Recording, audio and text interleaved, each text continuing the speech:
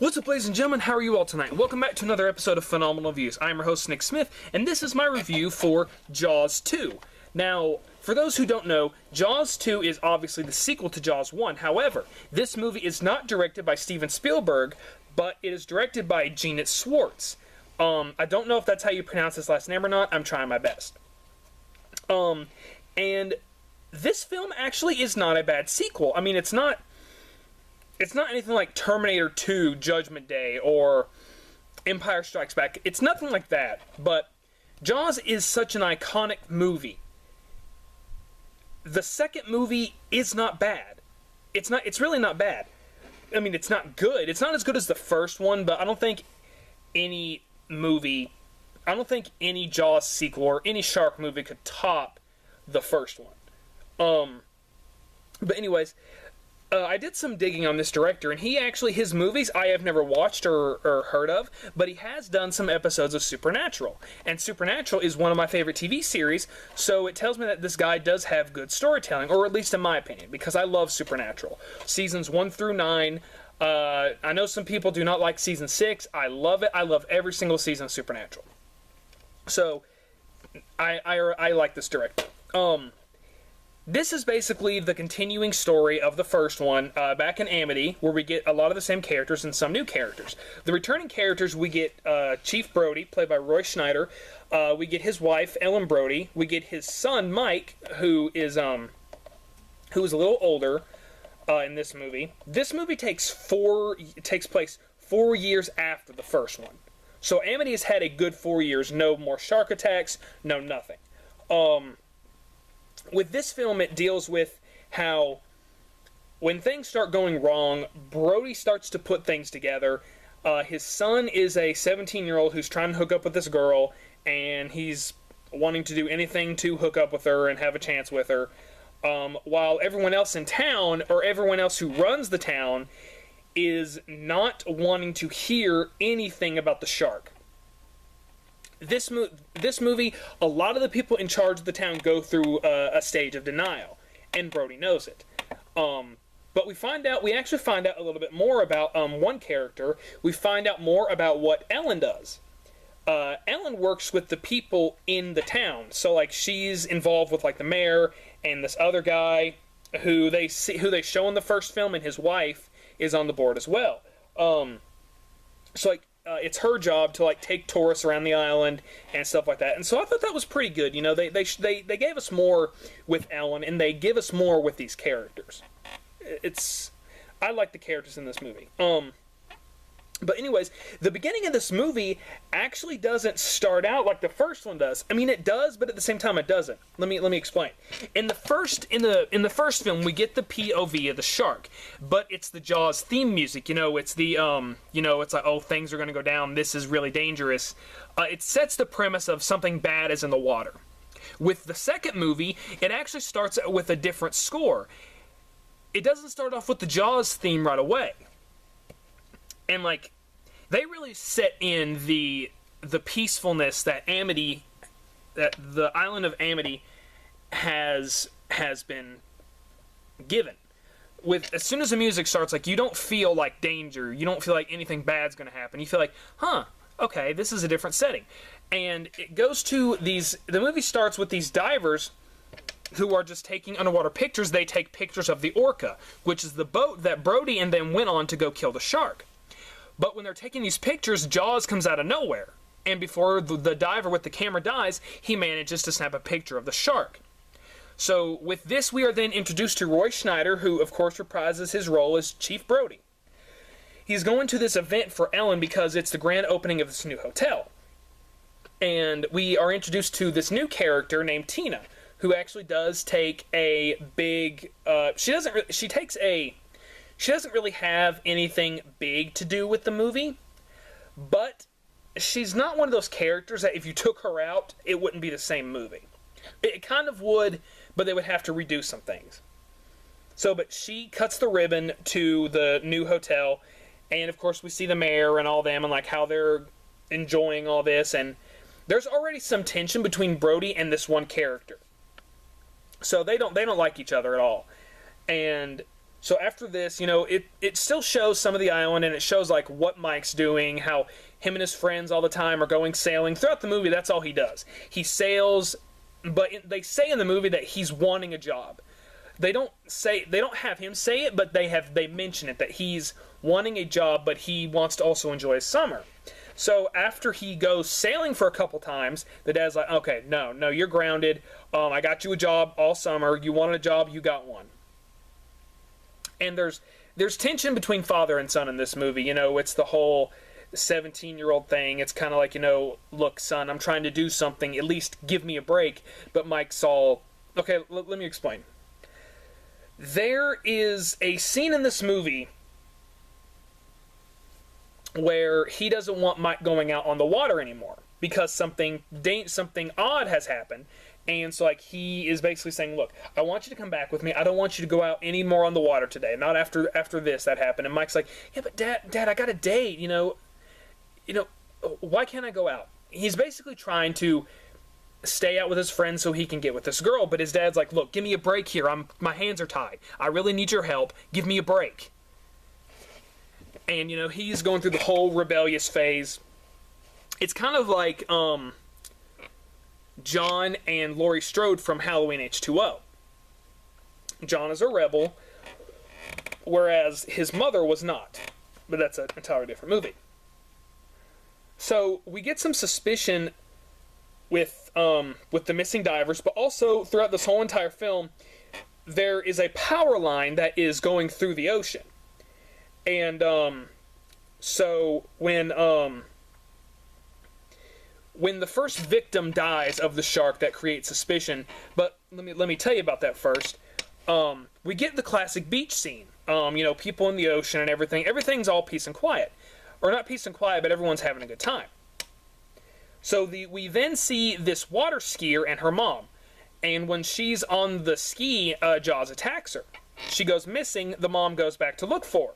Jaws starts attacking her.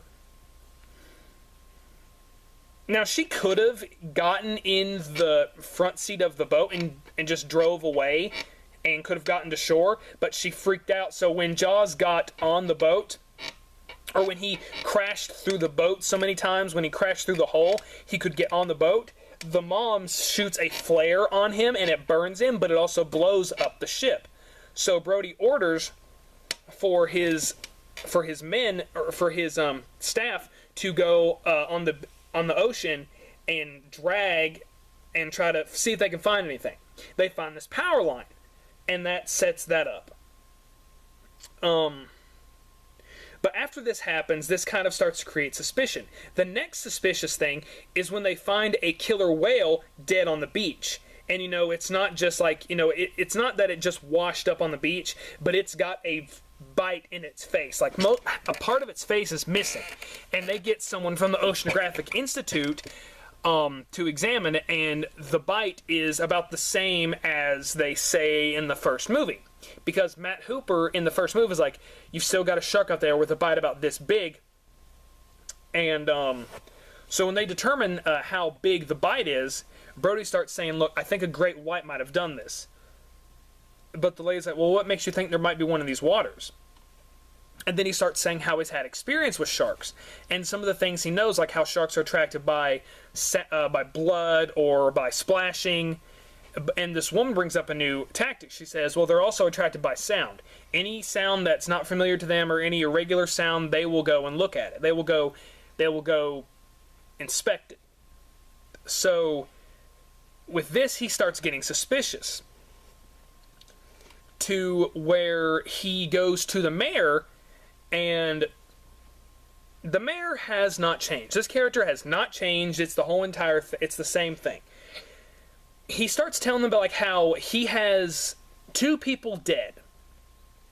But he tells him, he's like, look, I think we have another shark problem, but here's the thing. The mayor, along with everyone else on the board, they are in complete denial. They don't want to hear it.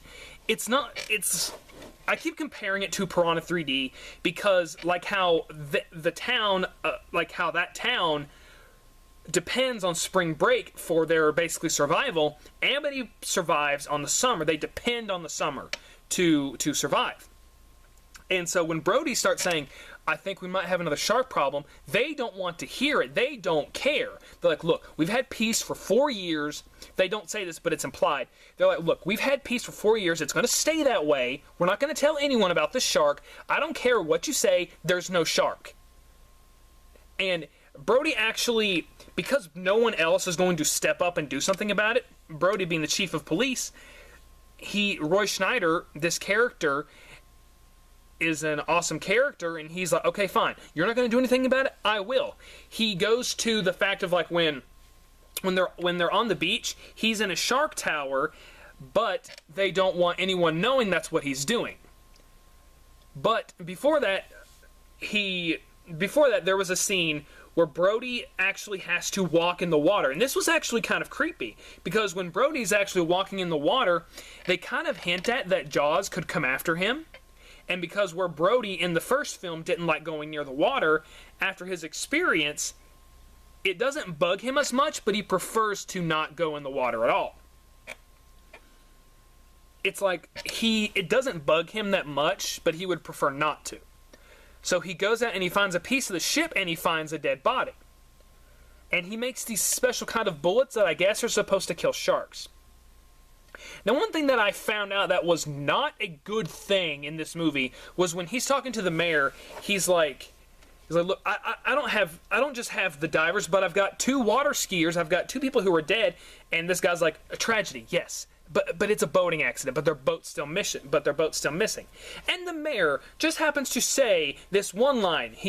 Are you listening? Are you listening? Okay, this is coming from the mayor himself. He says, we have a lot of deaths in these waters that never turn up. That's not a good thing, you moron! If there is death, if there are a lot of deaths in the waters, you kind of figure that would mean close down the beach. But no, you have money up your hind end, and you're also just, you're just full of it. You're full of it. So when Brody's up in a shark tower, he notices this blue speck. It looks like, he thinks it's a shark, and he notices that it's starting to get close to people. So he rings the bell, and he's yelling for everyone to get out of the water. But he takes his gun and he starts shooting into the water. Because, he's like, it's a shark. I've got to do something. I've got to save these people. I will take care of this problem right now. But he does it at the wrong time. This happens the same time when a tour of the whole entire town is happening. He does this, and when he does this, it puts Brody in a state of, I cannot believe that I was wrong. I was trying to do my job. And he's just sitting in his office for a while, and then he gets a call about the diver's camera. And there is a picture of the shark. You can see its eye, and you can see its outline, like the outline of its head. You can see the outline of the shark in this picture. He decides, okay, I'm going to go to the mayor's office and show him that there's a shark in the water. When he does, he shows him everything. He's like, look, this is a shark. Look at the eye. Look at the outline. Guys, these people were saying, it's nothing. It's something in the lens. That's all it is. Guys, a 10-year-old, my nephew, if I showed my nephew this movie, and I showed him that picture, he would be able to tell it was a shark. Congratulations, guys. A 10-year-old is smarter than you. Way to go. The town's finest. So he's like, look, this is a shark. But they don't want to hear it. They say, look, you shot on a public beach. Who knows, you could have injured. We could be sued. And he's like, you won't have to be worried about being sued, because if this is a shark, which it is, we're going to have a lot more problems than that. He runs off his mouth, and unfortunately, they fire. And this puts him in a state of depression. Or not really depression, but he gets himself drunk. And when he's talking with Ellen, he's like, I showed them the picture of that shark. They didn't see it. They only saw what they wanted to see. But a shark's out there, and I was right. The next day, Mike decides to go sailing with his friends, because they made a plan at this bar to go to the lighthouse, to go sailing. Well, when they get to the lighthouse, they decide to go somewhere else, and Jaws, and this is where we get the water scenes. Jaws stalks this group of teenagers. He kills, I want to say he kills maybe a total of 2 people. And actually, one of the deaths is a very life-scarring moment for Sean. Now, I actually thought this was really good character development, because this kid who plays this character so well, when this woman who was watching him, because she said he could come with her when they were all going sailing, she gets eaten in front of him, and it actually scars him for life. They actually explain that in the next film. He gets scarred for life so much that he decides to go to a college somewhere completely away from the water. And this was really good storytelling and really good character development. So during this whole entire time, Brody is going on the water looking for not only Mike, but Sean. And they arrive at this place called Cable Junction because of where they were. When they had an encounter with the shark, they were trying to escape. They rammed the boats in together. And so now it's all one big boat. And so they're trying to get to Cable Junction. When they get there, they're stuck in between the rocks.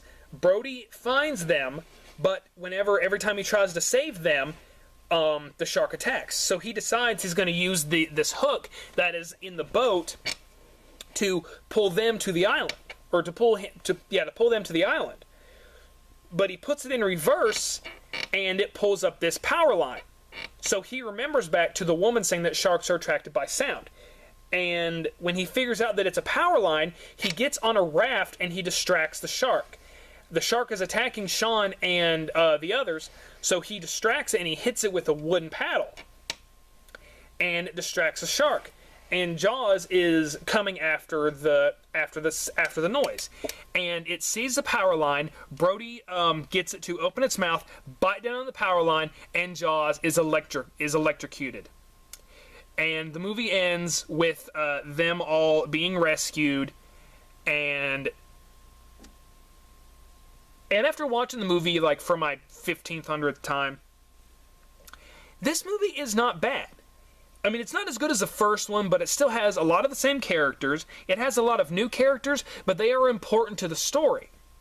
Now, there is a lot of people that are there are some people that is the buffet, but a lot of people actually don't get killed in this movie. Of course, a lot of people didn't get killed in the first movie either. A total of 7 people die in this movie. Now, they do make Jaws kind of more terrifying than they did in the first film. They do this thing like where Brody is on the boat and he's like, look, he calls the air patrol, part of Amity, and he's like, there's some kids day sailing out there. I need you to find them and bring them back to town. When he gets there and he's trying to get them to safety, the shark actually jumps up and actually pulls the chopper underwater and kills the guy in the chopper. And it kind of makes the shark more fearsome, kind of like this shark will do anything to get its prey. It'll kill any chance it gets. They made the shark more of a villain. They make the shark more of a dangerous villain, and with a good climax. Not as good as the first, but still it was pretty good. I would have to say the first Jaws movie, I would give it a 9 out of 10. This I would probably give it maybe a 7. A 7 out of 10. Not as good as the first film, but a lot of the same actors came back. The story is good. The acting is fine. There are a couple things that are not good about the movie, but still, I enjoy it. If you enjoy shark movies, you'll enjoy this sequel. But guys, put in the comments below, what is your favorite thing about Jaws 2? What is your favorite Jaws movie? I really want to know. Watch my first Jaws review. It's on my YouTube channel. Guys, I hope you're enjoying the summer reviews. Stay tuned next time for when I will be reviewing Jaws 3, or otherwise known as Jaws 3D. Have a good night.